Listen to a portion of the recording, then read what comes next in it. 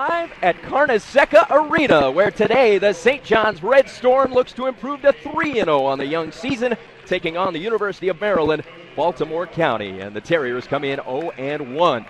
Welcome to the campus of St. John's in gorgeous Queens, New York. Tony Luffman alongside Tariq Turner, former St. John's basketball star. And Tariq, this is an opportunity for Steve Lavin to continue to grow more comfortable coming off his dramatic return to the sidelines on Wednesday night when he led his team to victory. You're absolutely right, and you talk about Coach Lavin getting back to normal. That's exactly what's happening. He had a good practice yesterday. This team has responded to his coaching as if he's been here the entire preseason, and they're ready to come out and build off that win versus Lehigh. The key tonight for today is they want to build off of what they did in the second half and get off to a better start as opposed to starting out slow out the gates. All right, Reek, who would you say we should focus on today in this matchup? Well, for UMBC, they're missing their best player, De La Rosa, to a foot injury, which means that their sophomore forward, Chase Plummer, is going to have to step up. He's their second best player, had 15 points and 9 boards versus Penn, and he's an undersized big that really does a good job down low. Conversely, for God's gift, he's the dominating presence inside for St. John's. He's done a great job of finishing in the rim. 21 points, 9 rebounds versus Lehigh, 6 of 6 from the field, and he's doing a great job on both ends of the court of making an impact. Tremendous atmosphere for this matinee on campus as we are ready for the tip. Our officials, Tim Higgins, Ed Corbett, and Sean Corbin, the starting lineups for this matchup, highlighted by God's gift Achua, the center, who is so physical and so strong and figures to give UMBC fits on the interior with his potent 6'9", 236-pound frame. For the visitors, Randy Monroe will start this lineup. And the player to keep an eye on, Chase Plummer, the sophomore from Plainfield, New Jersey, 6'6", 230, coming off that 15-point effort in the loss to Penn. You talk about this game, Tony, you know, you're going to look at a lot of things, but the most important thing is getting off to a good start. We've seen St. John's get off to 2 sluggish starts in the last 2 games. It's important to see how they start out this first 5 minutes and score some points early in transition. Higgins throws the ball up, and we are underway. The Red Storm and the home whites operating from left to right. It's man-to-man defensive pressure for UMBC. Low post. Achua inside. Did something there he didn't do the entire game Wednesday night. That was miss a shot. Lindsay with a jumper left of the lane, too strong. The Terriers with a stop on their first trip. You can see early on the focus for St. John's is playing inside out to get the ball into their best interior player, Gift, who goes up strong but came up short.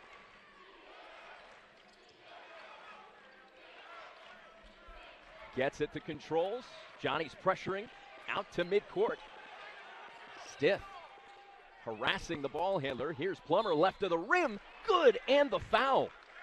Nice play by Plummer, taking the contact, double pump, and goes up with the foul. Harkless picks up the early one, and that's one of the concerns for this St. John's front line, their lack of depth. They can't afford to have early fouls. That wasn't a bad foul. Harkless went up for the block, but you just hope if you're Coach Lavin that your 2 front bigs, Gift and Harkless, don't pick up 2 early ones and put their team in a jam early on in the game. Plummer, a 56% foul shooter a year ago, completes the 3-point play. Starting off strong, a huge focus for St. John's. Here's Harrison knocking down the 3. That's a nice play, early pitch ahead by Lindsay to Harrison, who pulls up from the 3 ball, knocks it down his first one. Harrison told on a daily basis by assistant coach Rico Hines he could be the best shooter in the country. Johnny's trapping on the sideline, and Harkless with the steal. Red Storm with numbers. Harrison for 3 again. Rattles out. You don't mind the confident pull there by the talented freshman out of Texas, though. I don't. I think that was a good decision by Harrison because he knew he had 2 bigs under the rim for a rebounding opportunity if he missed it. Harrison came into this game 3 of 10 from deep in the first 2 games. Mitchell gets, works, and now Plummer. 13 to shoot. Here's Satchel. Missing. His follow is short, but he draws a foul. Starting off strong, a huge area of focus and concern, and it's something that when we were in practice yesterday, Steve Lavin talked about at length. Putting together a full 40-minute effort, he felt that his team has not done that in the first 2 games this season. You're absolutely right, and reflecting back, Coach Lavin said versus Lehigh, they only really played well for about 9 minutes, according to his opinion, and versus William and Mary, he wasn't there. But watching tape, he only saw 20 minutes of effective basketball being played the second half. So the goal now is to put 40 minutes together and sustain it throughout the entire game. The best moment of the season happened the other night when Steve Lavin walked onto the floor. The reaction, the reception he got as Satchel makes the second after missing the first was breathtaking. It was goosebump stuff. So special to have been here for that. Lindsay. Johnny's now operating against a zone. And it's a passive zone. They're not really extending it out. They're just trying to sag and force St. John's to shoot from the outside, but there's plenty of opportunities in the high post and short corner to get the ball inside. Mo Harkless misses the three off the back iron, and Basalia clears the defensive board.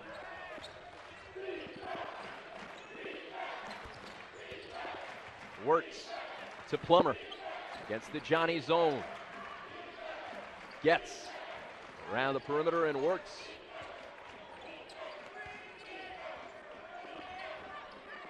.13 to shoot. Works slicing inside. Up and over Achiuwa. Tough shot. Nice job by Works getting into the seams. Pulls up from the elbow over an outstretched hand of God's gift. Achiuwa has an 84-inch wingspan. That's staggering. Stiff, too strong with the feed to Harkless. He was in close there for a pass with that much velocity. Yeah, the spacing wasn't great, and that's one of the focal points of St. John's in practice. You know, getting good spacing and making sure that people are in the right position. Not a bad thought by Stiff, but he just threw it too hard for Harkless, who was cut into the basket. Johnny's extending the pressure out past midcourt now. This is Getz to Plummer for the foul line jumper, and it's down. Plummer's versatile. He can step out and shoot that 15-footer and also hurt you inside. UMBC off to a good start so Steve far Lavin, offensively. Whose wife is an outstanding actress, has to be feeling like I've seen this before. This is a script we're familiar with. His team falling behind early. They've trailed at the half in both their two previous games, falling behind in the early going. This is Plummer after the steal. Inside, gets the bucket to go, and a block. And the lead for UMBC is a touchdown. 10-3 on this NFL-packed Sunday. The Red Storm staggering out of the gate in the first 3.5 minutes. Oh, that play, they were slow to get back in transition. Stiff tried to backpedal and beat Plummer to the spot, but he was still moving as Plummer went up for the layup. And again, we're seeing the third game in a row. St. John's is off to a slow start so far, and something has to change. Randy Monroe there on the sideline. The head coach of UMBC came into this one not sure what to expect from his team. It's a team that is young and coming off a very tough year. 5-25 a year ago. As Stiff feeds inside, and drawing the foul is Lindsay. And that was the first time we've seen Lindsay go to the rim strong. He's done a great job the last two games of attacking the basket. In that possession, he catches the ball on the short corner, goes up, draws the foul, and going to the foul line, Tony, for his first two foul attempts. This is something he struggled in, really the only part of his game that has been lacking so far. Spent a lot of time the last couple days on the foul line. 8 for 17 in the first two games of the season, a 47% clip as Lavin goes to his bench for the first time and brings in Sir Dominic Pointer and Phil Green. As a team, that's really the one thing that jumps out at you on the stat sheet, Tariq, is 61% foul shooting as a unit is not good enough. Oh, it's not, and that's why they spent so much time in practice shooting before and after extra foul shots. The Terriers break the full court pressure. Johnny's fall back into the half court. Zone defense. Here's Plummer firing a three. Missing long, and Lindsay clears. Nuruddin weaving through traffic. To Achiuwa. Batted back in front of the rim. Chase Plummer says not good enough. Great push by Lindsay. That's exactly what they want, St. John's. The first 8 seconds of a possession, they want to get a strong push, and they get the ball to their best inside guy under the rim, God's gift, who draws a foul. The first time out is upon us. The Terriers have come out focused and sharp. They lead St. John's 10-5.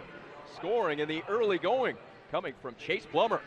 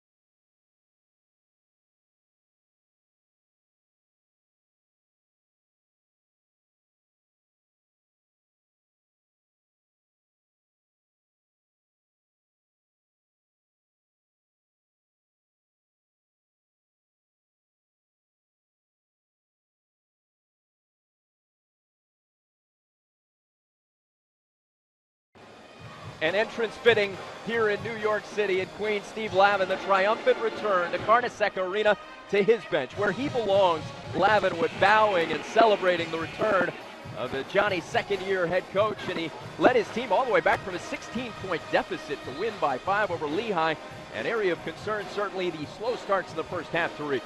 Well, you know, it's something that Coach Lavin talked a lot about yesterday in practice. Just, you know, the disparity between the second half and the first half. It's almost like in the second half, they play with a sense of urgency. In the first half, they're still trying to feel their way, and that part of that comes with maturity, but it's astounding the difference. In the second half of the last 2 games, St. John's is averaging 46.5 points, shooting 61% from the field, while holding teams, their opponents, to 28 points. And conversely, the first half, they're only averaging 29 points and allowing their opponents to score 38 points on 50% shooting. So there's a big difference, and it has to start from the jump ball to the finish. God's gift to Chua, 88% from the line in this early season, leading the team in scoring at 19 points per game. Had that perfect game in the win over Lehigh, 6 of 6 from the field, 9 of 9 at the line. And he makes both here to cut the Terriers' lead to 3. Full court pressure shown by St. John's. Aggressive trapping pressure out of this 2-2-1. Plummer to Getz, and in the forecourt with a feed to Wirtz. Here's Wirtz shooting a 3 from the corner. Satchel with the rebound, had it poked loose. Sir Dom Pointer. Head ahead to Harrison, and now Lindsay.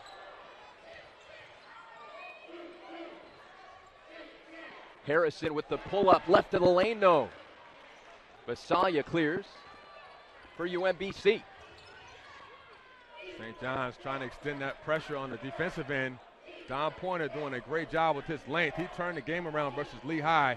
Let's see what kind of impact he can have off the bench. Overloading the left side of the zone. Here's Wirtz missing on the runner. And Lindsay pulls it and brings it. Wide open, Harrison for 3. He's getting good looks. That's his 3rd 3, and they've all been good, clean looks to the basket. He comes up short. Not enough elevation off his arch when he shot that one. Talking with Steve Lavin after that win over Lehigh, he never panics, so his team never panics. This is Satchel missing the jump shot. I said that to him, and he said, you know who else told me that? My mom. His mom, Mary, watching at home in Northern California. Green with the slide to the goal and the bucket off glass. Nice job by Phil. The freshman gets to the basket off the baseline, and that could be a big pickup for him in confidence scoring early on. Johnny's within 1. They've trailed throughout. Trailing by as many as 7. They've scored 6 straight. Plummer. A travel called, and the ball will turn over to St. John's. And Green, who's coming off the bench, does a great job of driving baseline, taking the passing or the driving angle, taking the contact and finishing the play. Red Storm in search of their first lead this trip. 6 minutes in. Stith to Green.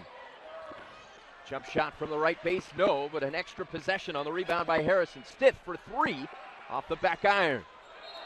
And falling to the deck and traveling, giving the ball back to St. John's was Chase Plummer. You know, the point that needs to be made about that basket by Phil Green, it's his first make as a collegiate. He was 0 of 6 from the field in the first 2 games. And keep in mind, this was a guy who hit 4 out of 8 threes and was efficient and effective offensively in the 2 exhibition wins. Well, the good thing about Phil is he hasn't lost any confidence. Talking to him yesterday, you know, he has the same mindset that he did before that exhibition game when he had 20 points, and he has to continue to play the same way his shots will fall. Red Storm against the zone. Here's Harkless. Good, and the foul. Good ball movement by St. John's. They get the ball to Harkless in the short corner, who makes a strong power move to the basket with the foul. You can see St. John's working the ball around the perimeter. Harkless moves baseline, gets right into the corner spot, and goes baseline for the layup. Harkless at the line looking to complete the 3-point play. The 2009-2010 New York Daily News High School Player of the Year as a junior. And we've talked before, and it's worth repeating how significant it is if you can get the great players from this city to stay home. That's when you're really taking off as a program. Johnny's by 2. Cutting in and beating the press with the layup, Chase Plummer. tying the score. Plummer got behind the seams of the offense or the defense and finished with the layup uncontested. Plummer with 9 points in the first 7 minutes. Harrison to Green. UMBC staying with that zone. Harkless at the high post, missing the easy pass to the wing, and Phil Green. An unforced error there for the Johnnies, who were sped up on that possession. And that's just a difference of spacing. Green looked like he was going to cut to the baseline, and Harkless threw it ahead of him. A little too difficult to catch, but that's part of the learning curve that this young team is working on with their offense. Here's Satchel with a jump shot off glass. He didn't call it, but it counts just the same. Green at the right wing. Pointer, quick touch pass, stiff to Harkless, and a whistle. A foul on the deck. Well, one thing you notice offensively is St. John's is doing a decent job of moving the ball around the horn and getting the ball to that short corner. That can open up so many offensive opportunities, whether it's a basket to the layup or a cutting player like Harkless coming from the high post. That's the play you want to do it from the short corner. Lindsay finding Harkless for the basket and the foul. That was a great inbounds pass from Nuruddin. And that's a design play. Harkless cuts straight to the rim and split two defenders, catches the ball in traffic, does a great job of gathering himself, and he has such a soft touch with the contact, he finishes the play. The St. John's coaches talk about running counters. There's what you want to do on an offensive set, and if the defense takes it away, you run the counter. That's what Harkless did there. Savvy move by the freshman from Queens. Can't convert the free throw, and a foul on the rebound on Sir Dom Pointer. And that's a foul that Coach Dunlap and Coach Lavin have harped on to both Pointer and Lindsay. No cheap reaching fouls, especially in the first half, because it puts your team in a bind, especially when you don't have much depth. It's the first foul on Pointer, fourth team foul. Johnny staying with a full court press. Angling in, Satchel scoring off glass. He slithered around Stith, who was trying to take the charge. Good body control there. Satchel's done a good job. He's scoring the ball from the outside and also taking it hard to the rim. Lindsay drops it off for Harkless. Again, Lindsay's penetration is what started that play and allowed Harkless to finish. Once Lindsay gets into the paint, the defense collapsed, leaving Harkless open for another layup. Red Storm in the half-court zone with Pointer at the point. This is Neller knocking down the three from the left wing. Brian Neller puts UMBC up 3. That's part of that defensive rotation. St. John's getting out to Neller too slowly without a contest. Lindsay watched by Plummer. Quickly around the perimeter. Lindsay left alone. Missing the 3. Harkless can't contain the rebound, and it's out of bounds. And it takes us to the official timeout under 12. The UMBC Retrievers 19, St. John's 16. When you come back to Carnesecca in Queens.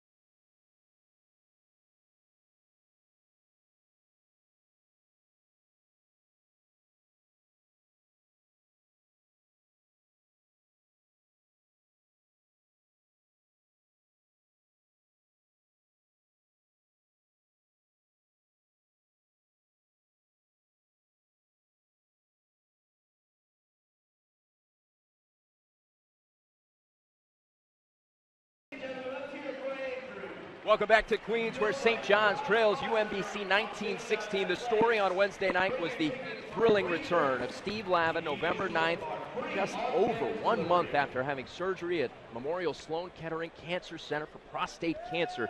A very public, very courageous battle for the second-year head coach. And Tariq, I don't think you can handle it any more gracefully than Steve Lavin has. No, I agree. You know, the thing about Coach Lavin is he's such a great person, even beyond basketball, that it's just great to see him back with his team, with his staff, and the reception he got was just phenomenal. It's a testament to how loved he is here at St. John's. Talking about the love for Steve Lavin, back in Los Angeles, there is a high school teacher named Andrew Pruder, who I was a manager with at UCLA. Once it became public that Lavin had cancer, Pruder, at a Catholic high school, would have his students pray for Steve Lavin every period of every day. That's the kind of impact that he has on his players, his managers, anyone he comes in contact with. And it's so special for Lavin to be back on the sideline. Johnny's ball coming out of the timeout, and Harrison slicing in. Lindsey got that ball in at the nick of time. It was almost 1 second left before a violation. Harrison, with the cut to the basket, finishes the layup. And the full court press forces a turnover. Plummer throwing it away. And coming out of this timeout, I think St. John's is going to turn the defense up, try to force some turnovers, and get their transition game going. They haven't had a chance to get out and score many fast break points yet. Half court 2-3 zone for UMBC. Johnnies have trailed for most of the first 9 minutes, trailing by as many as 7. Harrison to Harkless with 18 to shoot. Harkless shooting a 3. Not close, but the putback up and in.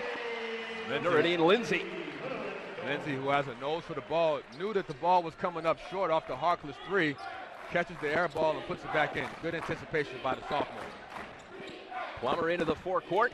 Johnny's fall back.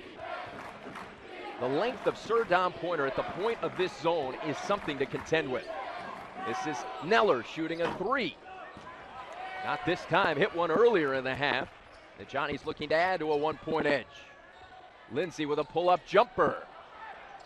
And air ball plucked out of the air by Plummer. Lindsey looked like he was anticipating a foul and kind of faded on that jump shot, and that's what caused him to miss short. Plummer in amongst the tall trees and an offensive foul. Good job by Gift. He knew that Plummer was out of control and stood his ground. Takes the contact, offensive foul going back to the Red Storm. May have seen Sean Corbin there on the indication. He was the official on the baseline, one of the most esteemed NBA officials, like so many others, looking for work. So he's here working in this game. And you may notice, as you look at Randy Monroe pacing the sideline, that Corbin has a wrap on his left wrist. His son is a baseball player, 16 years old. Corbin, with a lot of downtime, was pitching to him, and his son hit a liner that hit him in the wrist. That's painful. So the son's a pretty good hitter. Yeah, line drives to the face or the arm are not fun. Just past the midway point of the first half, an air ball from Harkless. Cleared on the defensive end by Brian Neller. Taken away by Harrison, but he steps on the sideline.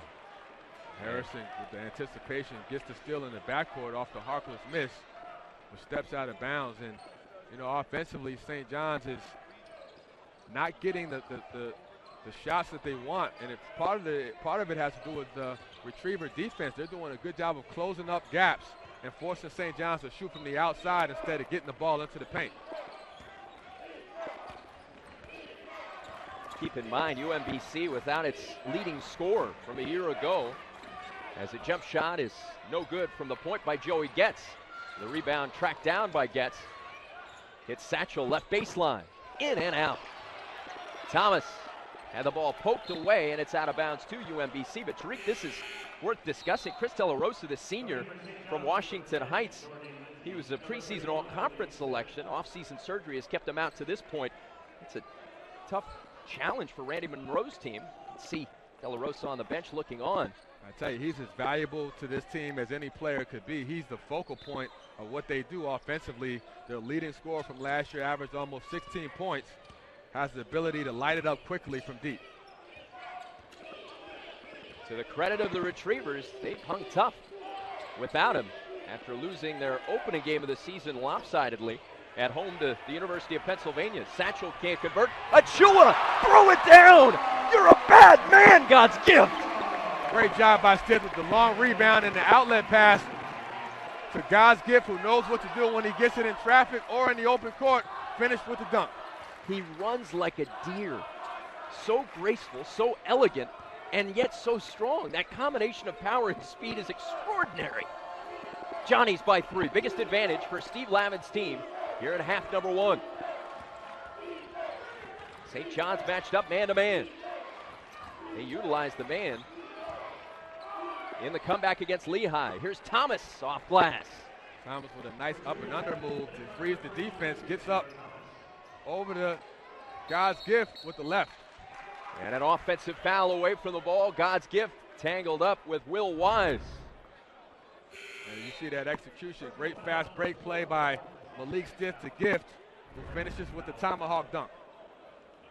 Coming up at halftime, you'll hear from God's gift, one of the nicest kids you'd ever want to meet. Terrific young man. Junior college transfer. Originally from Nigeria. Just a fantastic young man. Great representative of what St. John's is about. A man of faith, very intelligent, and a terrific basketball player on top of it. Here's Satchel, harassed on the perimeter. Quentin Jones in along the baseline. The reverse by Thomas is no good. Johnny's in transition. All alone, Harrison. Dancing inside, missed it short. Defensive rebound, Jones. Harrison thought he was going to be fouled and looked like he hesitated as he went up. Wide open jumper for Satchel is way off.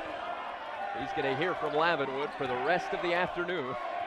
An unforgiving group, that Lavenwood cheering section. And a timeout called by Randy Monroe. A 30-second timeout at the 7:25 mark. Johnny's 22, UMBC 21. Certainly coming into this one, St. John's had hoped that they would have an easier time of it than they did in their first 2 games. Wins earlier this week over William and Mary and Lehigh, but that has not been the case thus far. Well, I think defensively they're still behind where their offense is, and it's still a learning curve. You talk to Coach Lab and Coach Dunlap, and they understand that they have to be patient with this group.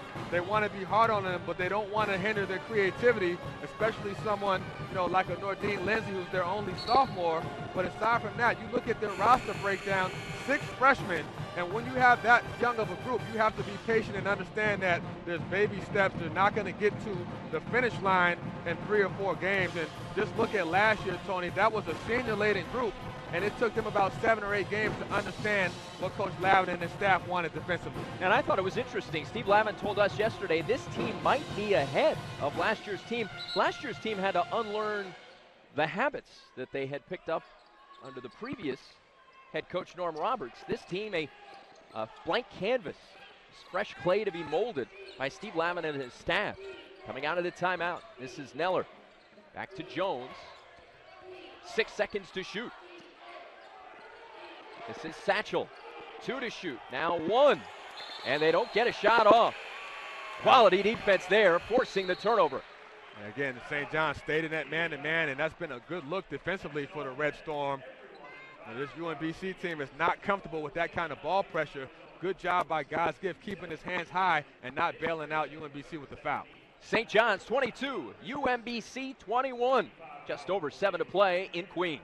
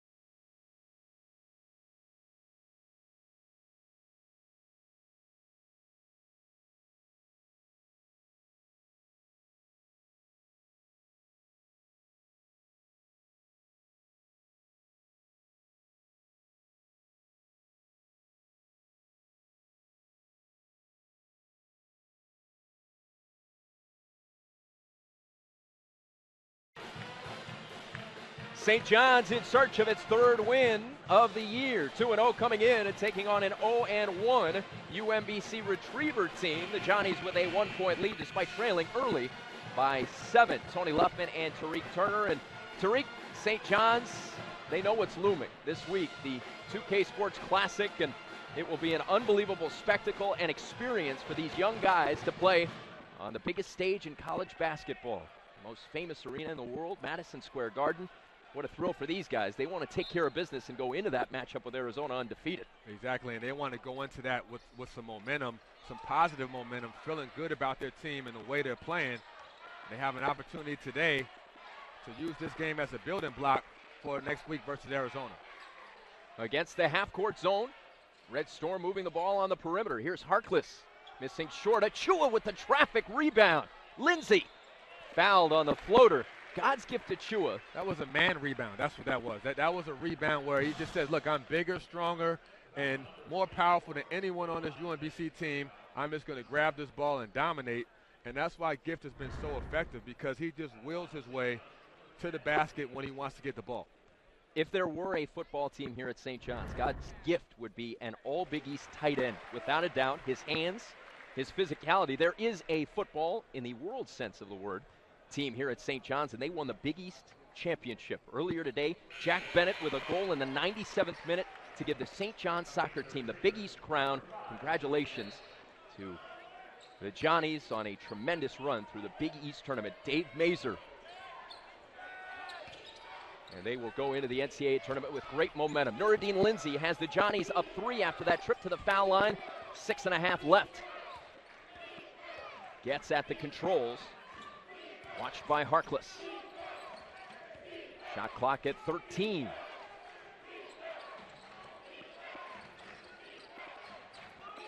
Stith. Watching Neller. Shot clock at 3. Baseline jump shot. Too strong by Thomas. And Achua with another rebound.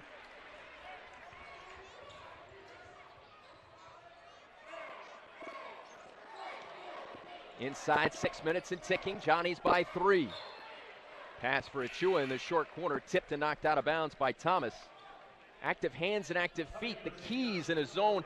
When they first came out, they were playing a passive zone, but it looks like UMBC is a little bit more aggressive as the half moves along. Well, I think they're reacting better to when the ball gets to the short corner. St. John's is alternating between their two bigs. In this case, it would be Don Pointer and Gift. Between the high post and the short corner area, UMBC getting to the spot quicker. Pointer gave it away and got it right back. No shot clock reset on the brief near change of possession. Inside, 7 to shoot. Green with 4 to shoot. This is Lindsay to the cup. What a scoop and score. Nice move by Lindsay, knowing the shot clock was winding down. Goes to the rim and drives left, which is where he prefers to go, even though he's a righty, and finishes the layup. Nice job. Steve Lavin calls those shots puff pastries. He doesn't necessarily like the soft stuff at the rim. It worked that time. Gets inside, running over the defender on the pass-off. It's a foul. Achua standing in and taking the harm. There is no one who loves soccer in this arena right now more than God's gift to Achua. Did you see him yesterday at practice? He put on a juggling exhibition. He looked like Pele, a 6'8", muscle-bound big man. He must have juggled the soccer ball for at least 2 minutes uninterrupted, and we were just sat there in amazement. I'm going to turn the clock back to the mid-'80s, and Daniel LaRusso, Ralph Macchio, and Karate Kid, that's what we watched. But there was no beach involved, and Elizabeth Shue nowhere to be found, but that's what we watched. It was unbelievable. Unable to catch the inbounds pass, Joey gets, and it turns over to St. John's. St. John's defensively, when they get in the passing lanes, they create a difficult situation for UMBC because they don't have great penetration from their wings. And Pointer throwing it to a spot that had already been vacated by Phil Green, an unforced error there. Turnover gives the ball back to UMBC, down 5 with 5:08 to go. Defensively, Don Pointer at the top of the key on that defense, as you mentioned earlier, Tony. Just a great look because he has the best motor. He's the longest, most athletic player on this team. Thomas can't finish. The putback up and in by Nate Basalia. Basalia, one of their better big men, about 6'9", gets to the basket with the layup. Nuruddin Lindsay steamrolling Joey Getz and drawing the foul on the perimeter. That puts St. John's in a bonus. So Lindsay, who made his first 2 foul shots, gets a chance to make his 3rd and 4th on a 1-on-1. And this young sophomore, Tony, we have seen enough glimpses of him to feel that I really think he has the talent and the skill level to be one of the better guards in the Big East. He's not afraid of the big stage. I think he's going to be very excited and very poised when he plays at Madison Square Garden next weekend. I can't wait to see him on the big stage. Quite fitting that he wears jersey number 10, because on a scale of 1 to 10, I'd say his swag is at about a 10 all the time. On the court, off the court, consummate leader, confident in every setting. Nuruddin Lindsay is going to be one of the key guys here for the years he is here, no doubt about it. Hits both free throws, and the Johnnies are back up 5. Jump shot from right of the lane is down and through for Brian Neller. Neller knocks down another jumper. UMBC doing a good job of breaking that press and scoring out of it. Lindsay trying to hit the cutting pointer through his hands, and the Retrievers turn it over in transition. Hit ahead for Harrison is too far out in front.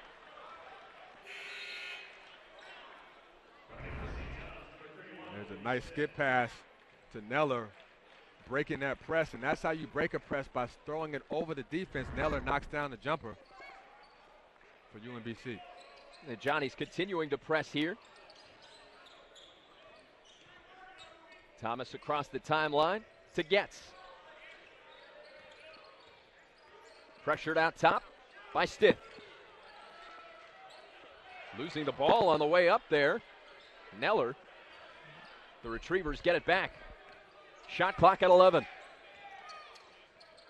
Getz with a runner. In and out.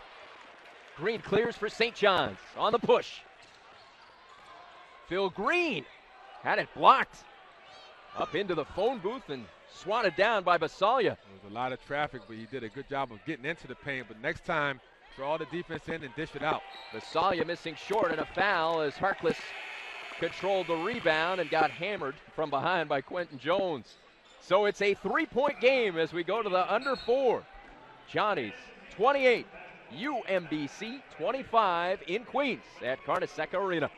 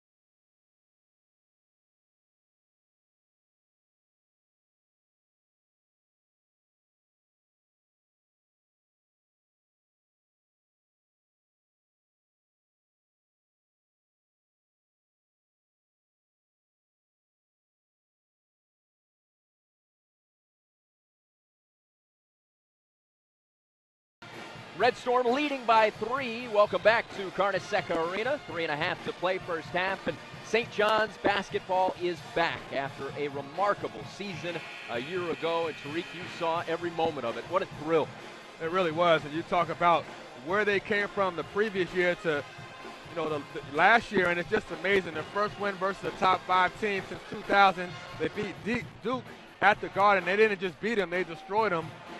Getting up to almost a 20-point lead. They beat 6 ranked teams, the most since 1999. And what they did was they won the Garden back, more importantly than anything, Tony. 7-1, and they took that team from 13th in the Big East the previous year to 3rd This is an amazing turnaround for Coach Lavin and the Red Storm.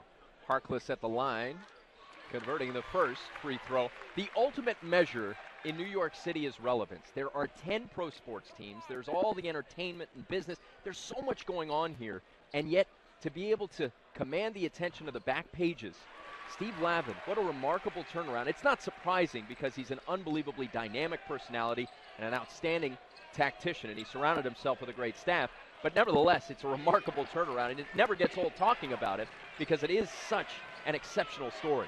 And it really is, and there's millions of fans that root for St. John's that have been dying for something to root for, and they had their chance last year with that senior laden team getting to the NCAA tournament. After the Harkless free throws, the Johnnies' lead is 5. Basalia with the rebound off the Jones miss. His follow is batted out of the air. Mo Harkless. And Harkless brings it up himself. Lindsay to the basket. Can't get it to go, but he'll go to the line. The Johnnies seem to have steadied themselves earlier in this game than in the 2 previous games. Now they're playing with the aggressiveness that they've played in the 2 previous wins here at Carnesecca. Well, it starts on the defensive end. Mo Harkless with a great block shot, recovers the ball, and gets it to his point guard, Lindsay, who does a great job of pushing the ball and creating offense with his penetration. He gets to the rim and draws a foul. You mentioned earlier the outstanding increase in offensive production for St. John's as Jamar Wirtz comes in, the sophomore out of Suffolk, Virginia, for UMBC. Nuruddin Lindsay had 17 of his 19 points in the second half against Lehigh. So individually, he elevated his game dramatically. Yeah, and what I've noticed from Lindsay is in the first half, he seems to defer to his teammates a little bit more, which is a good quality because as a point guard, you want to get everyone involved, set the table, and just generate some good offensive possessions. But with him, he's so talented that he can score, pretty much at will in the open court. So there's a fine line between finding that balance. Neller shoots and knocks down the 3 from the corner, and the Retrievers are within 2. And again, St. John's getting out to Neller too slowly, no contest, no high hands, and that's what Coach Lavin has been talking about, improving on the defensive end. Neller knocks down another deep one. Harrison shooting a 3 and knocking it down from the point. That's a good-looking shot by Harrison, who has the ability to shoot off the catch or the dribble. There's plenty of opportunities for him to get good open looks if UMBC stays in that sagging zone. Harrison has 8, and St. John's lead is 5. Under 2 to play first half. Neller at the three-point line. Missed it short. The rebound pinballed around. 3 on O-break. Good scoop ahead. And Harrison finish off. Nice feed by Lindsay. Again, Harrison runs the floor, is the beneficiary of a nice pass by Lindsay. Those long rebounds are also great opportunities for St. John's to get out in their open transition. Red Storm by a touchdown. 35-28. Jones responds with a triple to cut the lead to 4. I got to tell you, this Retriever team is impressing me with their ability to bounce back off of a possession, a good possession by St. John's. They're not settling for just being in the game. They're trying to keep this game within reach, and right now they're doing a great job, only down 4 points. Coming up at the half, we will go in depth with God's gift to Chua. Take a look at the big picture. First half highlights and stats. So exciting that college basketball is back. Clearly the vacuum, not having the NBA, has helped the interest level nationally. But for those of us that love the game year in, year out, this has been a great start. We'll talk about some of the emerging storylines. Final minute, UMBC down 4 with possession. Wirtz. Here's a way outside 3, and Neller hit it to cut the lead to 1. He was in Flushing on that 3. You got to be impressed by Neller's range. He's just catching and shooting without hesitating. And St. John's, the biggest thing that's plagued them in this first half is their ability to defend the 3 ball. And a bump foul on the perimeter. That was ridiculous. Look at how far out he was. Well beyond NBA range. Neller, with no conscience right now, has done a great job. 11 points to lead this Retriever team in the first half. And the confidence that all great shooters have. He was 0 of 6 from deep against Penn. No conscience and a short memory. as Harrison knocks down the free throw to put the Johnnies up by 2. That's what you need to have, though, as a shooter. You got to be thinking about the next one and not the last one. You Make have or to have miss. a short memory. It's like a cornerback in football. If you get burned once, you can't dwell on it. You have to move on to the next play. St. John's, with 34 seconds left, it looks like UMBC will probably try to hold for one possession, is my guess, but St. John's still pressuring the basketball, trying to force some offense from their defense and create a turnover. Shot clock off. Here's Jones. Wirtz. Low post and a travel for Thomas, who was sped up on the play, and the Johnnies now can hold it for one. Steve Lavin calls time. I saw the movie Moneyball recently, and it reminded me of Steve Lavin. In the movie, Billy Beane is portrayed by Brad Pitt, based on an amazing book by Michael Lewis. Billy Beane thought differently, and that's the thing about Steve Lavin that I think has allowed him to excel at every stage. He became UCLA's head coach when he was 32 years old, had a great run in Westwood. Then he comes here to St. John's, incredible 180-degree turnaround. From top to bottom, he looks at everything that's done, and literally you look at what he's wearing, the shoes, the Air Force Ones, not wearing a tie. Every decision that's made in the program carefully considered, and like Billy Beane, the results bear out that his different way of thinking is effective. Well, he's a visionary, and that's the way I look at it. He's a guy who he thinks out of the box, and he's a very critical thinker. And you know, the thing I like about Coach Lavin is he's very open-minded. He's not willing. He's not a follower. He's a leader. He's looking to kind of lead in his own way. And most importantly, his players and his staff respond to it. And that's what you want to see from a great coach. Bar none, the best communicator I've ever been around. I agree. And that's another one of his greatest skills. You know, he makes you want to run through a wall, whether you're one of his coaches on his staff or one of his players. And there's no bigger testament than the job Coach Dunlap and his staff did while Coach Lavin was out recovering from surgery. Lindsay out of the game. Final 15 seconds. Shot clock off. Johnnies looking to add to their 3-point lead. Clock down to 6. Green with 3.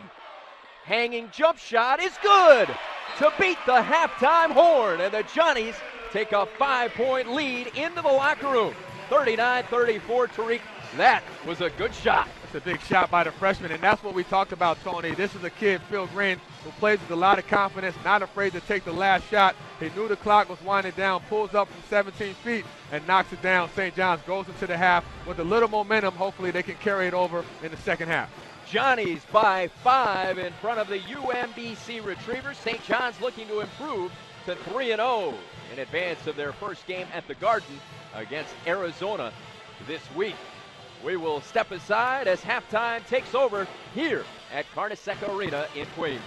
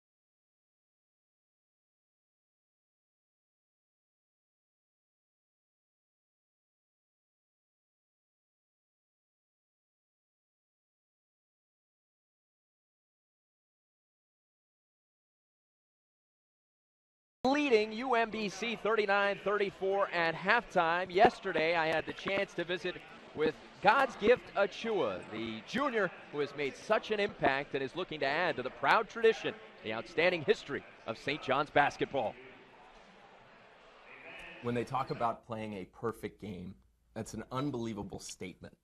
What was it like to not miss a shot the other night? I felt real good. I think that, what we've been doing in practice, really paid off that night. And I didn't actually see the stats until after the game. I realized that, wow, I had a perfect game. And I was like all happy, in the locker room. I was going to ask you, as the game was unfolding, it didn't occur to you? I mean, you went to the line 9 times, made them all 6 for 6 from the field. As the game's moving along, you're just so focused on playing that you're not aware of the stats? Yeah, for the free throws, I was aware that I never missed, but for the field goal percentage, I didn't know I was 6 for 6 from the field until after the game. Yeah. I'll tell you what I loved, and I read a quote from you after the game where you said that you were so happy to have Coach Lavin back that when he came back, you gave him a hug. What was that like? It was a very good feeling, since this is a new team and everybody, in this team is kind of new except for Malik Steve. And, not having your coach in practice, it feels kind of weird because he's the coach that recruited you, and having him finally in practice the day before the game and in the game, it was a surprise seeing him in practice, and we didn't even know he was coming to the games, So when he came to practice, practice was so intense because we saw him for the first time. And also, when we saw him in the game, we were we can't lose, having our coach back for the first time. So that really boosted our morale to play harder. What was it like having him in the locker room, having him on the bench? How was it different? It's real different. He's the head coach. You have that thing in mind that, oh, this is my head coach, compared to when Dunlap was running, the show. And for me, it's real different. I'm very, very used to Coach Lav than any other coach in the coaching crew. Let's talk about the game the other night. Your team falls behind by 16 points. Was there a time in the game where you felt like this is turning around, a turning point? When we were down by 16 points, inside of me, I knew that we were going to win. I knew that we were a fighting team, because the previous game we were down by 8 or 10 points and we still came back and won. So inside of me, I knew we were going to win. I really trust my teammates, especially when it comes to the end of the game. I knew that we could fight back, and when we came out the second half, we fought back and won the game. It's a good thing that the roof at Carnesecca Arena is bolted down, because when you guys get it going and it gets really loud in there, it feels like the roof's going to come off. What's it like to be on the floor when the fans are going crazy?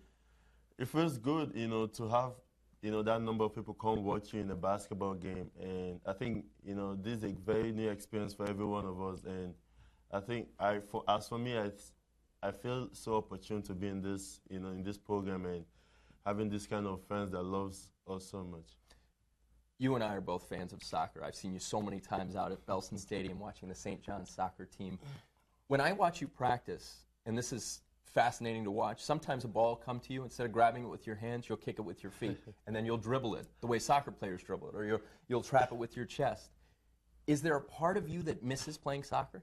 Yeah, I really miss playing soccer. I played soccer, my whole life until 7 years ago when I started playing basketball. So whenever I have the chance to do one thing or the other, I play soccer. I try to go back to my old skills, try to see if I still have those skills, soccer skills. You do, but yeah. We're really happy that you're playing basketball. Continued luck to you. We're really enjoying watching you play. Yeah, I really love playing basketball. I don't regret playing basketball at all, and I'm not going to stop. Outstanding. God's gift, as good as it gets. Tremendous history, tremendous honor to be a part of the St. John's basketball legacy, and God's gift gets that. A tremendous young man and a very special player to watch. Halftime rolls on with St. John's leading UMBC thanks to God's gift, and finishes like this one. Oh, is he a bad man? Johnny's by 5.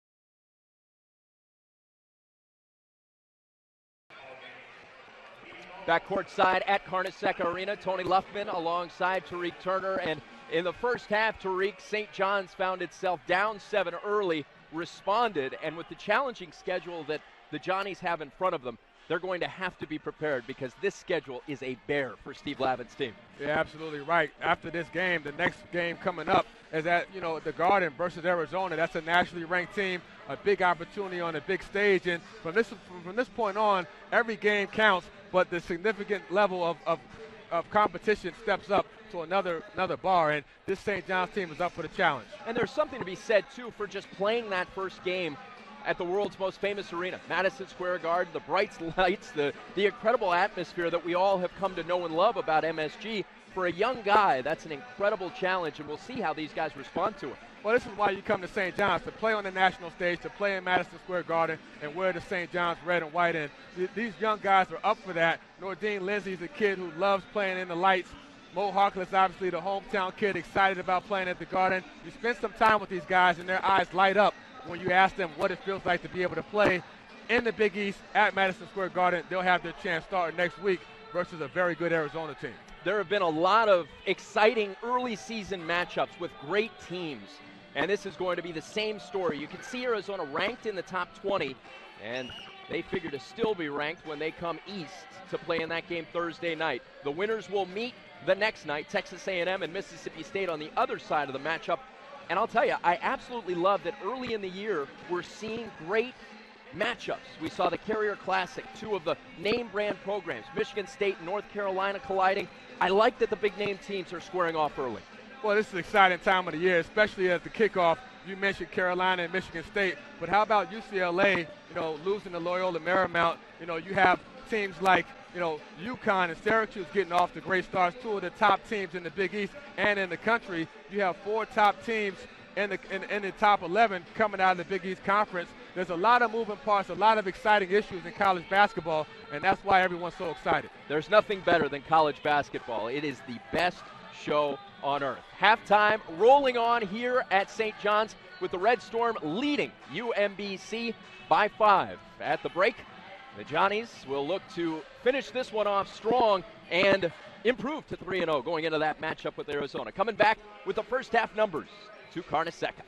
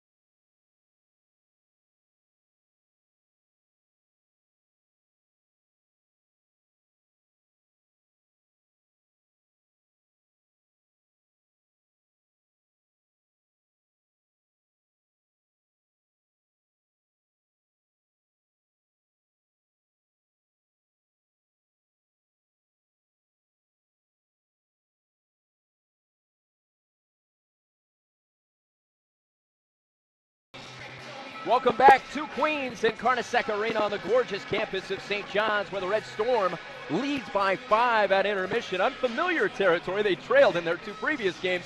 The first half numbers, Tariq, interesting. Yeah, you look at the stats and look at what UMBC has done. They've shot the ball pretty well, 44% from the field, and more importantly, they're shooting 44% from three, 4 of 9, and that's the big stat for UMBC in terms of being able to keep this game close. Conversely, St. John's has shot decent, 44% from the field, 12 of 27, not shooting the ball great from three, just 2 of 8. But what they are doing is they're getting out in transition and they're trying to create some offense off their defense. But looking at the snapshot of the first 20 minutes, they have to do a better job of getting out the shooters, particularly their guard play, getting out on the wings. Neller did a great job of knocking down threes to keep this game close. Second half coming up after this quick timeout. Johnny's by 5.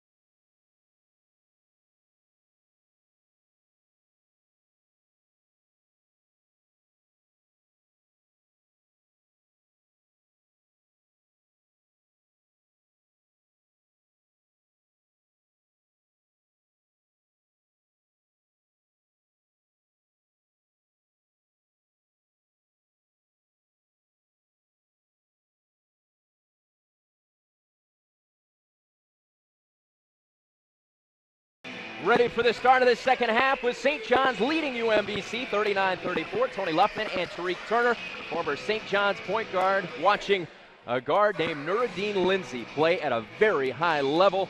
The sophomore, 10, 5, and 7 in the first half. He seems comfortable playing in college. Yeah, he really did, and I thought he did a great job of setting his tone early. Instead of waiting until the second half, he's already got his game offensively moving in the right direction by scoring and assisting on several plays. And the Johnnies trapping on the first offensive possession for the Retrievers. Randy Monroe's team down 5 with possession to start half number 2. St. John's opens in the man-to-man defense. It's the first time they've opened the second half in the man as opposed to the zone. Look for good ball pressure. They're trying to force turnovers without fouling.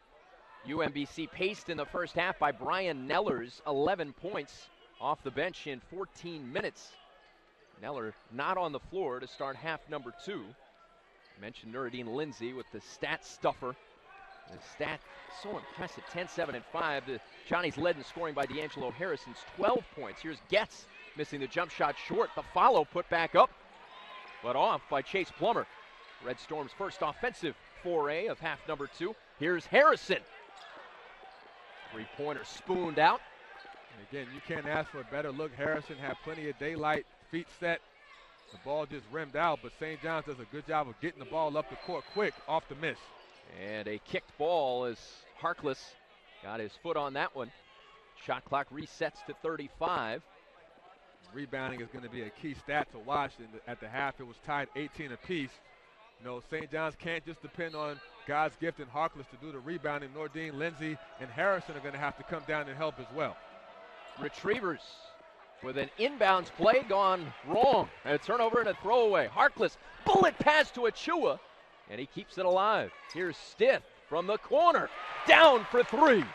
Good looking shot by the junior guard. Had plenty of time to set his feet. Pulls up from the corner. Knocks down his first three of the game. They call him Pops. He's the veteran of the group, and talking with the media before this game, he said he takes it personally and takes responsibility for the team falling behind. He feels like he has to set the tone. Plummer missing short, following, and drawing a foul. You know, Stith is a guy who takes a lot of pride in his leadership, as you see him knock down a three ball from the corner. And that's admirable for him to say that, Tony. He's a point guard, and with the point guard comes a lot of responsibility. Even if it's not your fault, you're the coach on the floor, you're the general, and Coach Lavin is looking to him to make sure his team gets off to a good start, whether it's getting the ball up the court fast or playing solid defense. He has to be the catalyst. Chase Plummer at the foul line makes the first free throw. He is 2 of 3 at the line on the day, has 10 points. He was the team's leading scorer in the loss to Penn on Friday night. He had 15 points. Sir Dominic Pointer and Phil Green into the game for St. John's, replacing Harkless and Lindsay. Second foul shot is off. Phil Green initiates the offense against the 2-3 UMBC zone. Stith driving the baseline. Phil Green hit that big shot to beat the halftime horn. Give the Johnnies a 5-point edge at the break. Stith hanging at the foul line, missing long. Not a bad shot. Stith gets into the gaps and pulls up from the corner, from the elbow. You know, St. John's is doing a good job of getting the shots. They're just not knocking them down. They have to shoot with confidence, make sure they keep their feet set and follow through. Red Storm matched up man-to-man. This is Plummer against Green, leaning in, missing it long. Traffic rebound by Harrison. This is Stith weaving inside and drawing the foul. Nice job by Stith, who's starting to show a little bit more aggressiveness on the offensive end. That's the third shot he's taken in the second half, and that play he gets to the basket off the shot fake and gets to the basket with the contact, draws the foul, and you know, here's a guy who's worked extremely hard on his body, Tony. Lost a few pounds in the preseason to become more lean by still retaining his strength, and you know, he came in just as a freshman a couple years ago, and now he's a much stronger player, as you just saw by that play, getting to the basket. We talked earlier about the roster breakdown, which is so interesting. Stith is the only returning scholarship letter winner from a year ago. So we talked so much about that run last year, and really it's Steve Lavin and the staff and a whole bunch of new faces that are trying to live up to those lofty expectations. And a timeout called by Randy Monroe with 17 and a half to play, and the Johnnies extending to a 9-point edge, their biggest lead of the game. Coming back to Queens for second half action.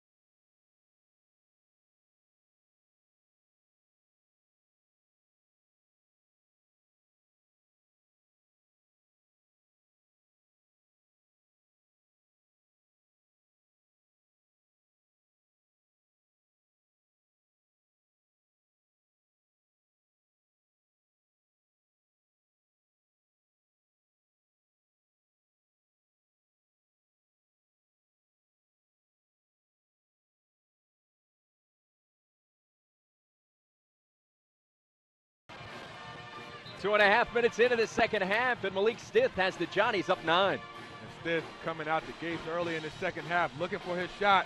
First he knocks down the three, then he drives to the rim and draws a foul. And this is a junior guard who's showing more proactiveness, playing off the ball more as opposed to playing on the ball, which has given him more of an opportunity to look for his shot. And, you know, you talk about Stith's development in 26 games, 12 minutes last year. He only averaged 3 points, but here's a chance for him to be more of an aggressive scorer because he's playing off the ball. And he's hounding the ball handler. Gets out near the midcourt stripe. All knocked out of bounds with the shot clock frozen at 17. Just over 2.5 minutes in. Red Storm had to storm back in the second halves of the two previous wins. Good pressure defense by Stith, trying to cause a 5-second violation. Getz doesn't like that pressure. Stith moving his feet, keeping his hands active. You know, the defense starts with him at the top. So it is a different experience for St. John's playing from the front today against UMBC. Getz catches the inbounds pass. 6 seconds to shoot. Johnny's in the zone. This is Plummer. Losing the handle. Harrison hit ahead for Stith. To the rim. Nice job by Stith, who caught the ball in transition and looked over his shoulder for a split second to make sure that he had an open layup and finishes the play. First double-digit lead of the game for either team. Johnny's by 11, and Stith has 7 points. Johnny's back into a half-court zone now. Aggressively hawking each pass, anything but passive. This is Wirtz inside. Pointer with the rebound. Johnny's 3-on-2. Pointer. Achua fouled on the way up. Good decision by Pointer. You see the versatility. He gets the rebound, and then he leads the break himself. And Coach Lavin trusts him in his confidence to lead the break. And you can see that this is a freshman with a lot of skills. Good pass to Gift, who draws the foul in the open court. Achua at the line, and you got a feel for him in that halftime interview. A unique young man, tremendous maturity and poise. Clearly, when you have a last name and a first name like he has, God's gift Achua, naturally there's going to be curiosity. And then that frame, he's an attention getter, but his play worthy of that attention. And he doesn't do a lot of talking. His playing does the talking. And one of the biggest surprises about him is his ability to knock down foul shots. 88% from the foul line so far in this early part of the season. Very impressive for a big man. The Don Larson of St. John's basketball. Of course, Larson, the Yankee pitcher, threw the perfect game in the World Series, only one ever. He played a perfect game in the come-from-behind win over Lehigh. 6 of 6 from the field, 9 of 9 from the line. And the halftime interview, you heard him say he was aware that he didn't miss a free throw. He was not aware that he had not missed from the field. A foul on the perimeter for St. John's, his second team foul of half number 2. You know, just another follow-up point about Gift. Talking to Coach Lavin and hearing him in practice, Lavin made a point to this team that God's Gift is the best listener on the team because he's able to hear instructions or take some feedback in the game and actually exercise and follow through with it, and that's what he did with his foul shots. Neller for 3, missing long and out of bounds to St. John's. He was the most potent offensive weapon in the first half. Brian Neller, 3 of 5 from deep. 11 points to lead the way for the Retrievers. They trail by 13 now after leading by 7 early. They vaulted to a 10-3 lead. Here's a ball taken away by Getz. Run out to the rim, and Getz finishes with the right hand. Getz looked like he was going to turn that over and dunk it. Instead, he lays it in to cut the lead to 11 for the Red Storm. Getz first basket of the afternoon, cuts the lead to 11. Harrison. Somebody cue sweet Georgia Brown. He was like Curly Neal. Did you see him there on the knees, still dribbling, trying to handle the ball. Johnny's with possession after a near turnover. And 13 to shoot, 15.5 to play. Mid-post Pointer. Green from the corner. Off the front of the rim. Not a great shot by St. John's. They have a contested 3 by Phil Green. UMBC turning the ball over there. The Retrievers doing everything they can to stay in it. Trying to make plays at the defensive end. Joey Getz with the swipe and the deuce. The Retrievers are down 11 with 15 to go.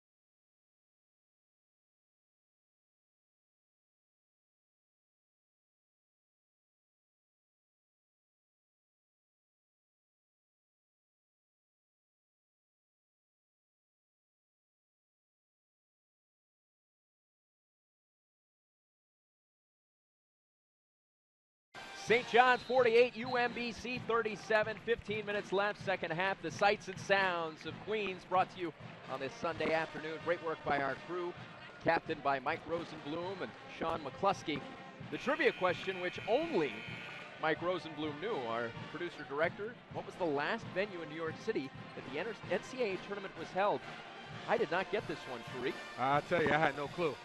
It's a great trivia question. The obvious answer, which so often in trivia situations is not the correct answer, it's not MSG. Which is what I thought it was. And me too. So I give up. There's no give up in that guy. God's gift to Chua and the Red Storm rallying from double-digit deficits to win their first 2 games. In this game, they are up double digits with 15 to go in the second half. Lindsay to Harkless on the floor with Achua, Pointer, and Harrison. Shot clock at 18. Against the half-court zone, overloading that left side. 11 to shoot. Harkless, mid-post. In along the baseline. Shot short. Another good job by UMBC, forcing St. John's into a bad shot. Coach Lavin not happy with that possession coming out of a timeout. Gets terminated the dribble, kicks to the corner for a 3. Off the mark by Satchel. Pointer up the floor. Pointer moving in on the baseline, hanging jumper. No good. And a sniper. Nate Basalia going down. Perhaps too much pain on the three-point line there for the freshman out of Indianapolis. We all make mistakes. This is the perfect time for me to apologize to the good people of UMBC. Early in the game, I mistakenly referred to UMBC as the Terriers. Mistake by me. They are, of course, the Retrievers. Sincere apology. I, like Nate Basalia, imperfect. Retrievers with the ball looking to get back in to this game, trailing by 11. Here's Thomas against Harkless. Angling in, had the ball stripped away right in front of Tim Higgins, legendary ref. We talked about this in a previous broadcast. His most memorable game, the 92 East Regional Final, Duke, Kentucky. We've talked about God's gift to Chua's perfect game. There's Tim Higgins there. Christian Laettner in that game played a perfect game himself, 20 of 20. 10 for 10 from the field, 10 of 10 from the line. The Neller 3 is off, and Basalia with the rebound, fouled, cradling that. And in addition to the 20 shots he made, including that dramatic game winner, he had the one technical foul. And we laughed with him before the game saying, who called that? He said, we all had that one when Laettner stepped on the chest of Aminu Timberlake of Kentucky. I mentioned Kentucky because the Red Storm will play John Calipari's Wildcats. Here's a jump shot from the foul line, off by Thomas, and Lindsay clears. This is Stith to the rim. What a second half from Pop Stith. Good job by Lindsay with the look-ahead pass in transition to feed Malik Stith for the layup. And again, Stith doing a good job of playing off the ball. He's been able to score more than he has in the past. Does a great job of finishing in transition with the right-hand layup. He really accelerated to the rim on that one. 7 second-half points for Malik Stith, elevating his play. This is Getz on the runner. And again, defensively, Stith's pressure on Getz has changed this game because now Getz doesn't have the ability to get his team into an offense, and he takes a bad shot right there and misses it. Well, Stith's ball pressure has been excellent these first few minutes of the second half. Getz hooks a pass to the corner, and Plummer. Jump shot, rattles around and falls down. Plummer was wide open on the corner. No one there to contest. Plummer has 12, and he pulls down the defensive rebound off the Stith miss. Stith feeling a little bit. Yeah, I have never seen Stith shoot the ball this aggressively in this short of a time span. This is Getz with the scoop. Nearly scored that one high off the window. Rebound caroms out to midcourt. Basalia, Neller for 3. Rebounded by Lindsay. Nuruddin. Oh, nice. Left-handed. Kiss off the glass. Nuruddin Lindsay puts the Johnnies up 13. Nice hesitation dribble by Lindsay. He's at his best when he gets those long rebounds because he can push it and finish in traffic. The sophomore scores again. Timeout. UMBC, Randy Monroe wants to talk things over with the Johnnies 52-39 lead, and we'll take a look at this. The Johnnies effective. Nuruddin Lindsay is in the flow. He's really good off the dribble, especially in transition, because he can go left or right. He prefers to go to his left, which is another amazing thing because it's his offhand.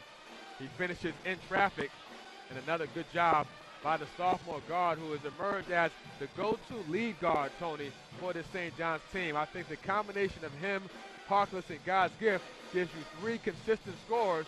Now they have to get Don Pointer, Phil Green a little bit more ingrained with the offense and continue to get good, solid production from Malik Stiff, who's played his best game so far of this early season. Nuruddin Lindsay, the thing about him, as you look at Harkless missing that shot and Lindsay following it up, he makes an impact at both ends of the floor, and he seems to be comfortable no matter what. Never seems too big for him, and he never seems to go too fast. And I mentioned to you when we were watching the other day, he reminded me of a young, not the eventual NBA All-Star, but a young Brandon Roy, in that he doesn't blow you away with athleticism, but he's sneaky effective. Somehow he gets his shot off and doesn't get blocked, and somehow he finds open space regularly. He has a really good demeanor. He's not too high or too low. He's right in the middle. He's also very receptive to coaching. As you see him talking to Coach Lab with a smile, that's what Lindsay brings to the table, the intangibles and the ability to change the game on both ends of the floor. Earned the nickname Too Easy when he was playing ball in Philadelphia. Started his high school basketball career at Overbrook High School, the high school that produced Wilt Chamberlain, the Big Dipper, one of the all-time greats. As Getz almost loses the handle coming out of the timeout. Johnny's match up man-to-man. There's a mismatch with Phil Green guarding Plummer. They're trying to get the ball down to Plummer, who's bigger and stronger than Green, who's only about 6'2". And they called a foul on Green. Good recognition by UMBC, exploiting that mismatch. Now that St. John's is in the man-to-man. It is a real area of focus and concentration for St. John's inbounds plays, and that's going to be very upsetting when they watch that on tape. I guarantee you they'll watch that on tape at least 10 times because that's something that burns Coach Lavin up, allowing UMBC to score an uncontested layup on an out-of-bounds play. Will Wise got the basket, and it gets back to that money ball perspective. Basketball is a game where, I mean, if you compare it to football, there's special teams, right? You've got offense, defense. The kicking game sometimes makes a difference. Well, inbounds plays are often overlooked.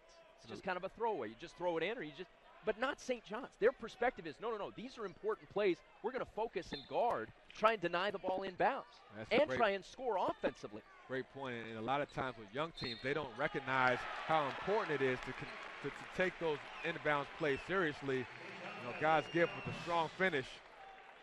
He's got a flair for the dramatic. Right as we're talking about scoring on an inbounds play, it's what he does. Well, he loves the contact. As you see right there, he finishes with the foul, and I think he almost wants guys to hit him in a weird way because it gets him more pumped up, especially when he finishes three-point plays. Chance to make it another one with the foul line. Red Storm up 13, and Achua looking to add to the advantage. He does. 9 points for God's Gift, and St. John's with its biggest lead of the afternoon, 14. Johnnies have varied their defenses brilliantly, keeping UMBC off balance. Getz to Plummer. Jump shot inside the arc is short. Green harassed on the rebound. Got a piece of that. Good job by him defending. Stiff, shielding the ball beautifully with his frame. Stiff again in the open court, gets the pass in transition and finishes with the left. Good body control. Another good finish by the junior. 11 points for Stith. Red Storm leading by 16. A comfortable bulge for the Red Storm, who have had to rally their first 2 wins of the season, looking comfortable on their way to a potential 3-0 start. Wise missing the jump shot, and Green bringing it up the floor. This is Green down the lane. Can't get the finish, but drawing the foul. Nice job by Green, getting in transition, goes to the paint strong and draws the foul. And what you want to see from Green is continuing to push the basketball, you know, creating an up-tempo style. Nice advanced pass to Malik Stith, who finishes with the left hand, the junior guard playing his best basketball so far.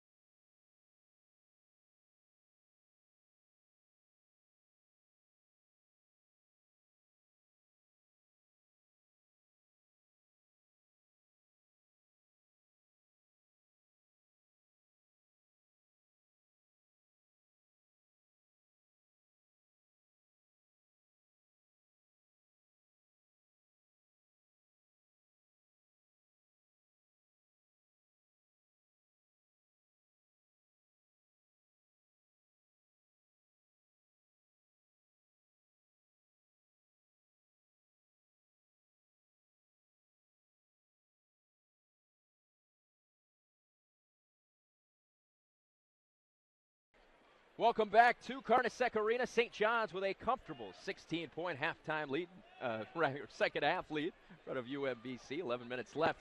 The trivia question, what was the last venue in New York City that the NCAA tournament was held? Here's the answer. Luke Carnesecca was the coach at St. John's during this period. It was here at Carnesecca Arena. And I felt ashamed that I did not know that. I did too, but you know what? We get it passed because it was in the early 70s. Then known as Alumni Hall, of course, so later named for I Luke would have felt Carnesecca. worse if it was in the 80s or the 90s. Yes.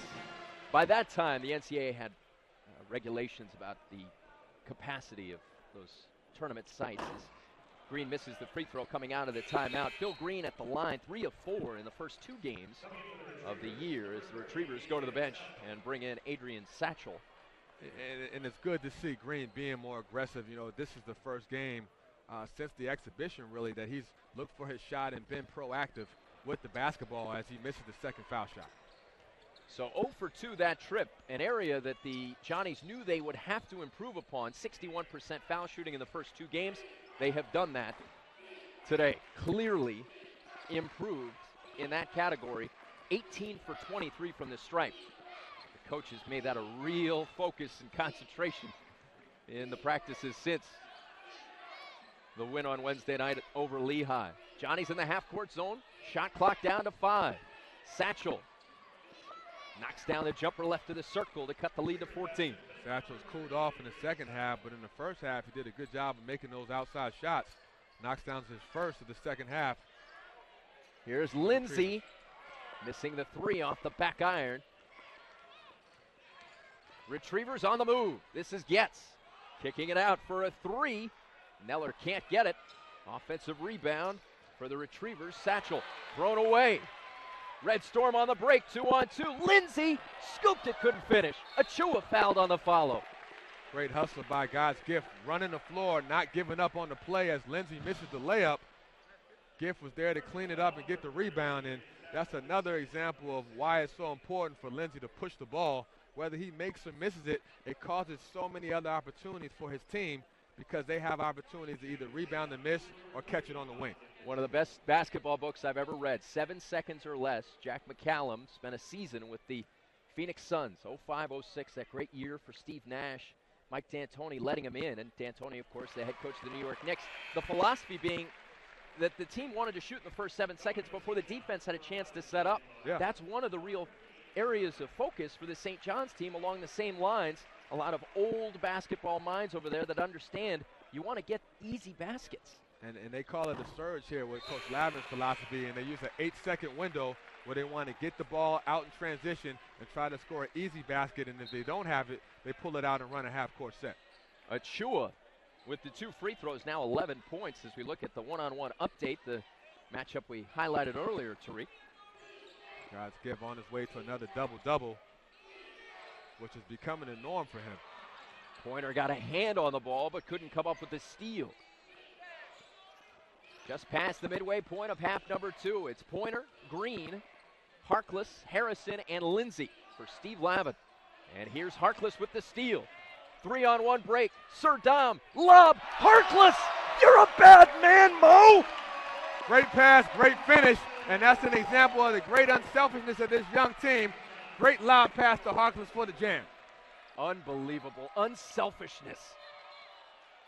You got to love that because Dom could have finished it himself. Easily. He had a wide open dunk, but he said, you know what, I can make this even look better by lobbing it to a perfect target as Harkless throws it to Dom and gets it back with the lob pass. Great 2-on-1 fast break with the finish by Harkless. Swinging from the rim, great athleticism. And we get a look at Jamal White getting some playing time. Great opportunity for White to get on the floor. His first appearance of the regular season, the 6'4", 202-pound junior. Johnny's turn it over. There was a meeting at 10, and Mo Harkless got there early on a great feed. And this is a close-knit group. They celebrate the successes of each other, and it's just a thrill to be around them. It's such a pleasant atmosphere. It really is. There's no egos. There's no comparing stats. It's all about team and what we're doing as a unit, and you can see early on that these guys like playing with each other. That starts at the top. Steve Lavin, throughout his time away healing from prostate cancer surgery, always talked about how well the staff was doing, always highlighting Mike Dunlap and his other assistant coaches. So it starts at the top. If the head coach isn't concerned about who gets the credit, the players understand we shouldn't be either. As Mo Harkless sits down, replaced by God's gift Chua. Inside 9 minutes left, and the Johnnies by 18. Neller shooting a 3. Rebound tracked down by Harrison. Another run out. This is Chua again! Another great job by Harrison with the advanced pass to God's gift, who outruns everyone for another open dunk. Gift specializes in beating his opponents up the court and finishing the play. And this is a standing 8 count called by Randy Monroe. His team getting pummeled. It's a 20-point St. John's lead. Watching last night, the exciting championship fight between Juan Manuel Marquez and Manny Pacquiao. Steve Lavin always talks about boxing, and his team right now is delivering some bombs. It really is, and you can see God's gift. Continues to amaze us with his unbelievable motor. He never gets tired. He outruns everyone. He outjumps everyone, and that's why he scores such a high percentage of points in the paint, because he either beats you down the court or he demands the ball in the post. Either way, he's going to score, and that's why he is, at this point, only been the best player on this St. John's team. A lot of upside for the young junior. That's what I wanted to ask you. You've watched this program. You played in this program. For a young guy to come in, even a junior college transfer, and be as effective as he has been, it's really remarkable. I'm impressed with it, and he's really led by example from day one with his work ethic and practice, and it's carried over to the game. This is Getz missing the layup. Satchel can't get the follow, and the Johnnies with another transition opportunity. UMBC hung in tough, down only 5 at the break, but it's been all St. John's in the second half. Sir Dom Pointer can't get the jump shot to go, but it's Harrison fouled on the rebound. We talk about a lot of things during this game, but one thing we haven't talked about much is Nordine Lindsay is closing in on a triple-double, 12 points, 8 boards, and 8 assists. The last time we've seen a St. John's triple-double was Ron Artest, a.k.a. Meta World Peace, who had 13 points, 12 boards, and 11 assists in January of '99. A great player in his own right. I had a chance to play with him as a senior. Of course. And you knew right away that he was the best player on the court, even if he wasn't scoring. Just the way he impacted the game, his intensity. He took us from a good defensive team to a great defensive team. The ability to guard 1 through 5. I've never seen anything like it. Ron Artest, one of the all-time greats here at St. John's. Pair of free throws down for D'Angelo Harrison. Balanced scoring for St. John's as Harrison has 14, Chua 13, Harkless 11, and Lindsay chipping in with 14. Pressured on the sideline, And stepping on the sideline, a turnover by Jamar Wirtz. Good pressure by D'Angelo Harrison there as the Johnnies are up 22 under 8. St. John's on its way to starting the season 3-0, gearing up to take on Arizona at MSG on Thursday.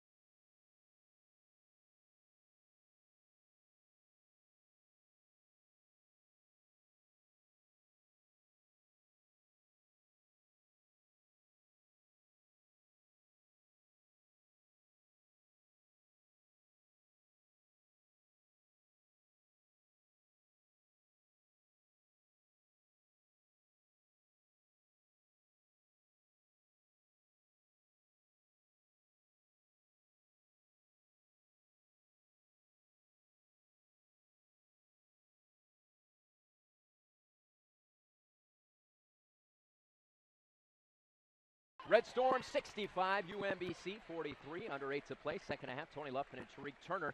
The Johnnies appear headed for a 3-0 start and a date Thursday night with St. John's on ESPN, with Arizona on ESPN2.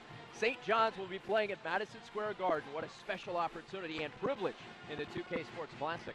There's nothing like it. I mean, playing in the Garden, my first experience as a freshman, I came in with Felipe Lopez and Zenon Hamilton. We had a lot of hype, a lot of excitement going into the season.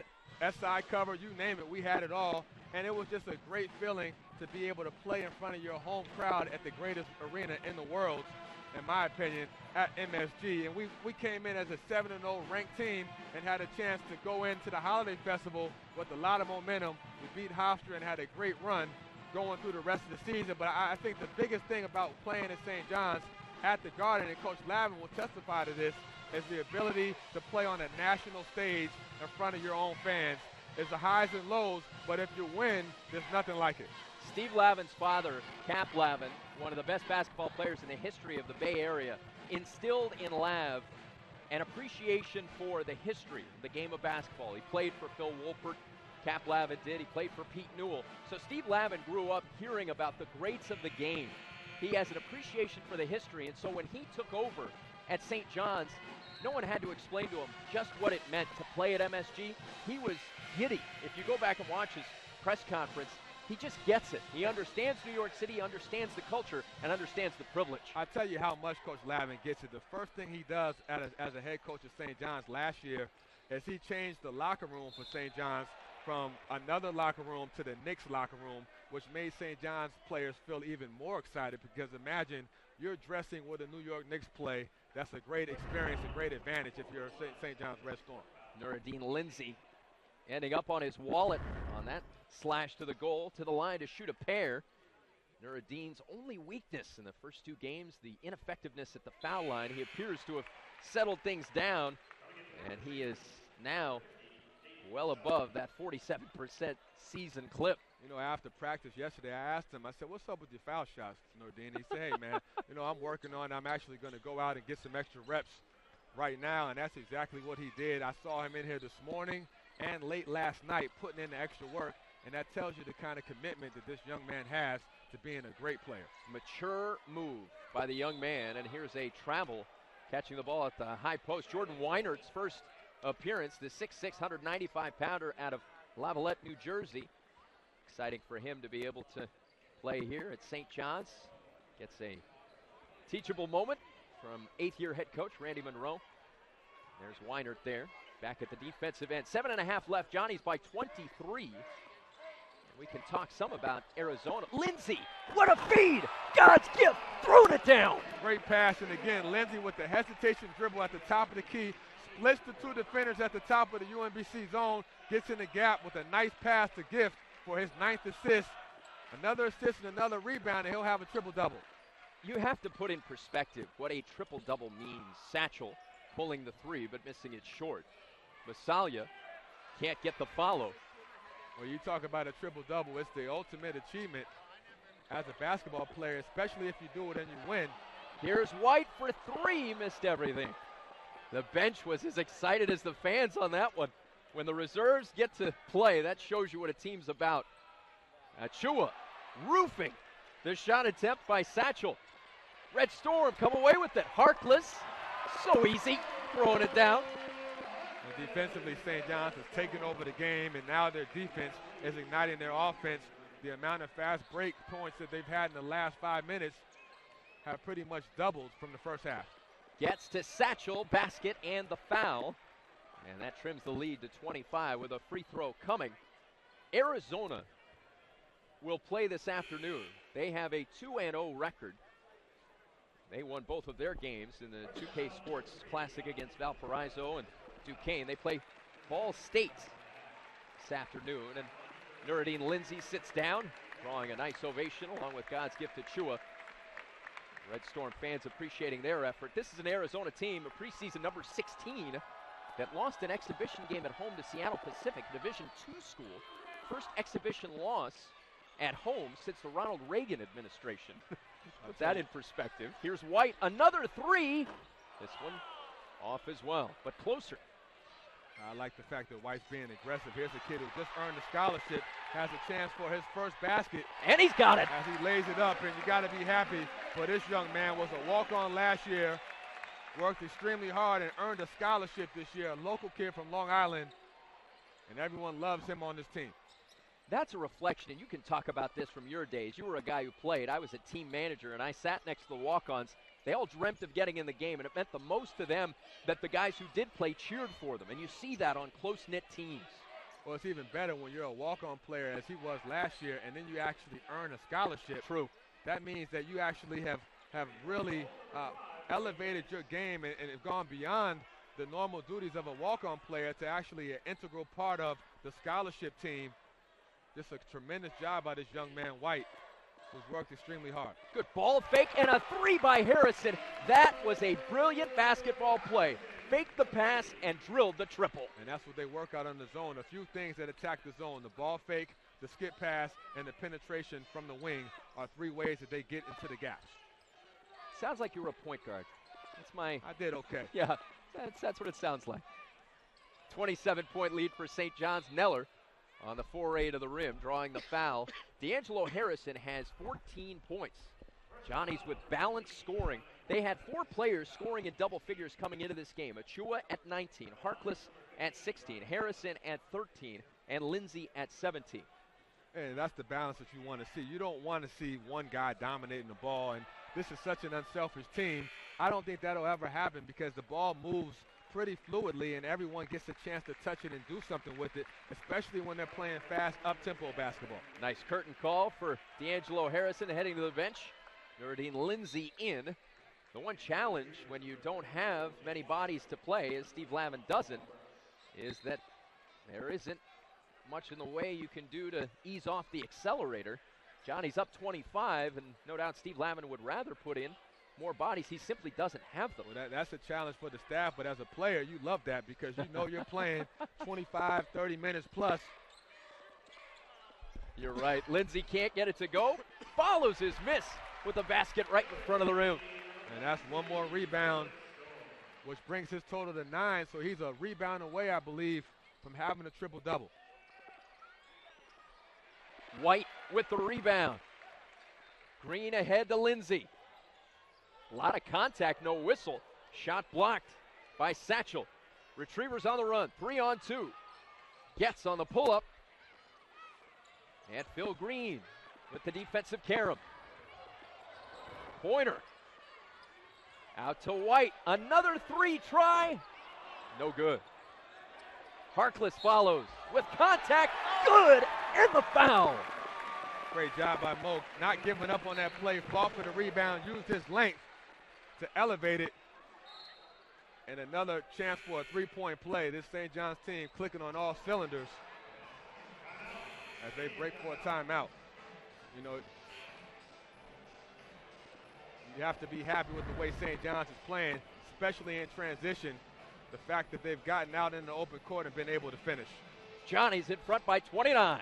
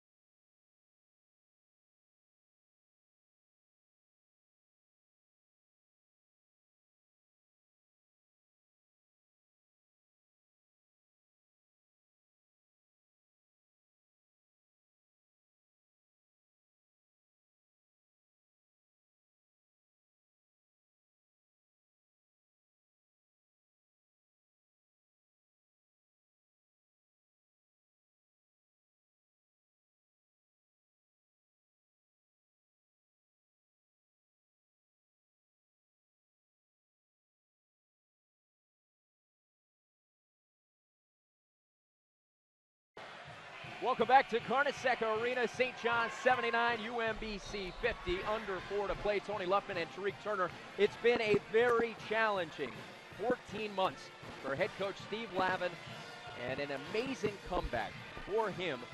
Prostate cancer surgery just over a month after that surgery. He's back at practice with the team, leading the team to a come-from-behind victory. Like something out of a movie as you look at the timeline, Tariq. What an amazing story and what a tremendous comeback by Steve Lavin. You know, the crazy thing about it is no one knew he was going to even be at the arena versus the Lehigh game. I think I might have been one of the first people to see him. He was in the side office talking to Coach Dunlap, and at that point the team didn't even know that he was in the building. And, you know, he walks into the locker room and the team just lit up, and they responded with great just emotion and just happiness to see their head guy back as the head coach. You heard Mo Harkless talk about that.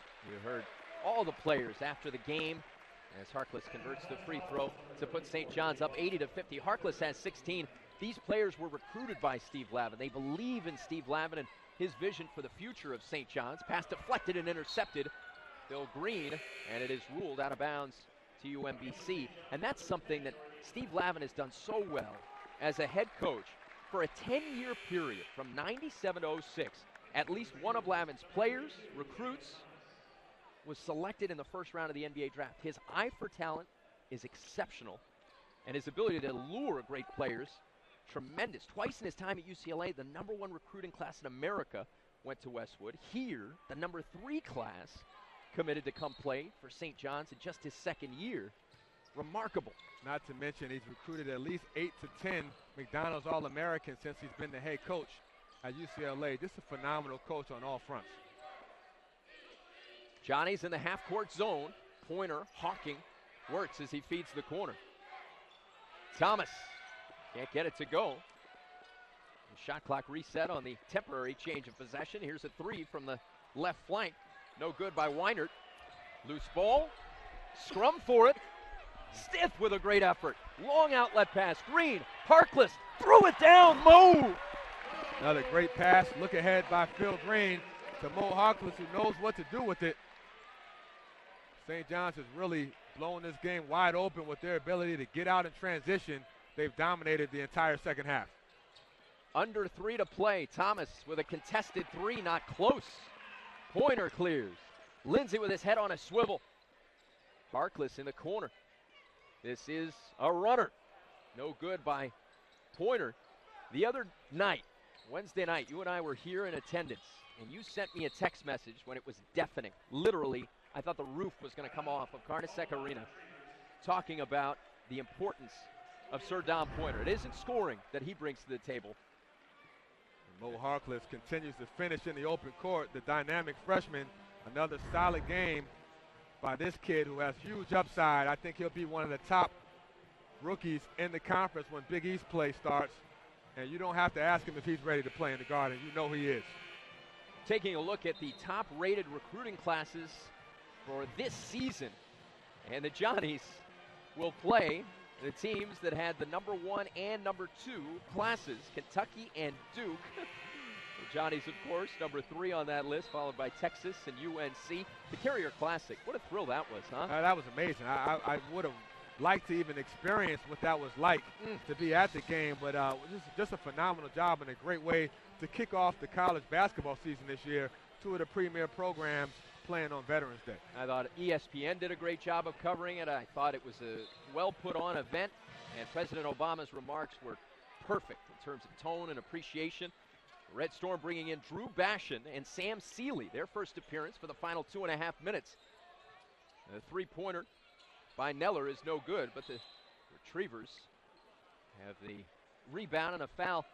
Nuruddin Lindsay, we mentioned earlier, flirting with a triple-double, which could be the first since Ron Artest, also known as Meta World Peace. But certainly you'd expect that someone has let number 10 know what he's close to. You know, the good thing about Lindsay is he's not a stat guy. He doesn't play for stats. He plays for W's.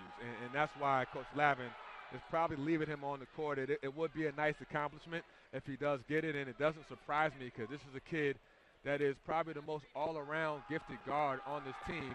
When you talk about his ability to rebound, make plays for himself and his teammates, he has the whole package. And he did a great job today of concentrating and knocking down his foul shots, Tony, which was the missing piece that we weren't seeing in the previous 2 games. Today he's done a good job. 2:15 left. Johnnies by 30 after the 2 free throws by Jake Wasco, the freshman from Philadelphia. And this is Nuruddin Lindsay from Philadelphia. Stiff against the half-court zone.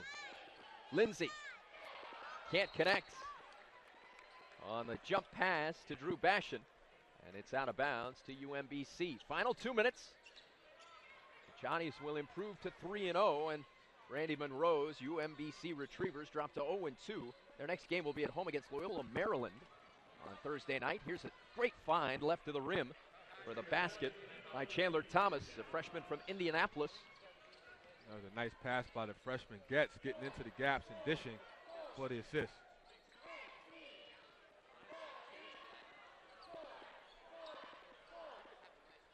Shot clock at 19.